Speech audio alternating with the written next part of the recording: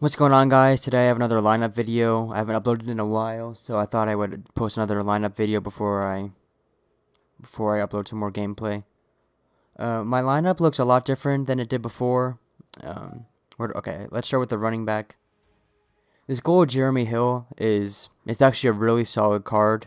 If I go, it's a gold, but I have a lot of success with this card, and it's just a balanced back. It does everything. It breaks tackles. It can truck, and it has some nice speed. So yeah, I would definitely recommend this card, the Jeremy Hill, if you're on like a budget. Even if you're like, unless you have like a stacked team, this card can still have some value to you. So yeah. Then my quarterback, Peyton Manning. It's pretty simple. Just one of the best pocket passers in the game. Doesn't go for a lot, so I like having Peyton Manning. Um, my fullback is John Kunn. I've been rocking with him for a while. I like having him. Just is a good blocker. Can convert some fullback dives on like third and fourth and short. It's pretty valuable. Now, here's where my team has changed a lot.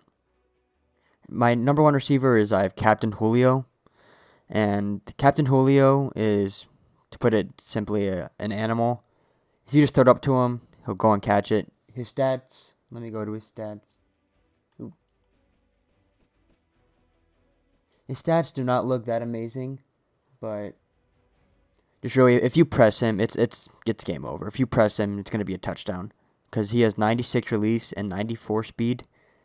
Just don't even bother pressing him. The card right now is not going for a lot. He's going for about like 50K. So you want a really good receiver. I got him for like 45, I think, 44. It's a really good receiver. Now my number two, Jordy Nelson, is another good receiver who I've had him for kind of a while though, but he's going for really cheap right now. He's going for like in the low 40Ks, and that's a really good price if you ask me. He's a really good receiver. More of a possession guy. He won't like burn you deep a lot, but he's just well balanced. Then my slot, I was gonna get the Football Outsiders Antonio Brown, but I decided to go with Demaryius Thomas. Um, Pretty self-explanatory. He's just like big, good release. If you notice, all my receivers are like pretty tall and have good release. So yeah, I really like my wide receiving core. And Dave Casper, I've had him for a while. If you watched my last lineup video, just reliable, good, and really no reason to get rid of him. My offensive line, it is kind of weak, as I only have two 90s on it, but my offensive line does work for me. Andrew Whitworth, balanced. Kyle Long is one of the best guards in the game, if you ask me, and he's going for like 30K. So if you need a guard, without a doubt, get Kyle Long. He has really good speed and pass block and decent run blocking. Alex Mack is a good run blocker. And Lane Johnson is an animal of a run blocker. He's okay in pass block, I guess, but he's an animal at run blocking. And I don't know, left guards go for a lot of coins, so I'm kind of just plugging in like a center there. So yeah, that's my offense. Now onto my defense. When you look at my defense, you'll notice the strength of my defense is in the front seven. So yeah, let's start at defensive end. I got Captain JPP, a really good pass rusher. Good speed, good pursuit, just like that. And I'm not much of a power guy, but yeah. Then T1 is going to be Geno Atkins, really good pass rusher, good acceleration, gets me a lot of sacks. If you have a bad right guard, Geno Atkins will go to work on you. By bad, I mean like bad pass blocking. But if he's a good run blocking right guard, he can pretty much get eaten up by them. And you might be wondering why I have Geno Atkins at number one, not number two, when he has a lower rating than Star Ludele. I hope I said that right. It's because the DT1 gets matched up one-on-one. Well, with what I run, he always gets matched up one-on-one with the right guard, while the defensive tackle number two gets double teamed. So I like to put the bigger guy. Like, if I used to have Will Fork there, he's now a backup. But I used to have Will Fork there, but now I have Star there because he's more of like a strength power move guy, while Geno Atkins is more of like a speed guy. So yeah, Star Ludele, I got him for like 10K. I sniped one for 4, then I got another one for 7 of his rising stars. So a 90 overall defensive tackle for 11K or 10, 11K, you can do a lot worse. He has like 99 pursuit, which is really, I notice it. Like if you see a guy coming his way, he'll like chase him down. Yeah, next is Darnell Dockett. A lot of people, I feel like, sleep on this card, but this card is really good. Let me open up his stats. But this card is really good. He has just good everything. He's a strength power move guy. He has good excel. If you user him against a weak right tackle, um, in a passing situation, he'll pretty much win every single time. So yeah, Darnell Dockett, he puts in work for me.